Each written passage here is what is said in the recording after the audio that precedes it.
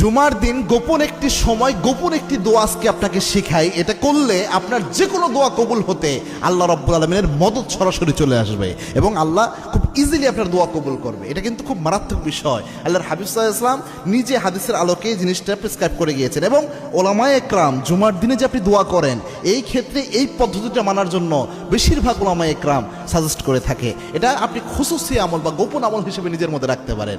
আল্লাহর হাবিব সাল্লাল্লাহু আলাইহি ওয়াসাল্লাম নিজে জানিয়েছেন যে জুমার দিনে এমন একটি সময় আছে যেই সময় বান্দা যদি দোয়া করে, দোয়া করার সাথে সাথে আল্লাহ রাব্বুল আলামিন বান্দার দোয়া কবুল করে নেয়। মুহাদ্দিসিন ইকরাম ব্যাখ্যা করেছেন ওই সময়টা হচ্ছে ইমাম সাহেব যখন মিম্বারে বসে খুতবা দেওয়া শুরু করে সালাম ফিরানোর আগ পর্যন্ত এই সময়টায় দোয়া করলে দোয়া কবুল হয়। এটা হচ্ছে এক নাম্বার। দুই নাম্বার হচ্ছে আরেকটা সময়, সেটা হচ্ছে মাগরিবের আগ মুহূর্ত, আসরের পরে এই সময়টায় দোয়া করলে দোয়া কবুল হয়। দুইটা সময়ের কথা বলা হয়। এই দুই সময়ের যে কোনো সময় একটা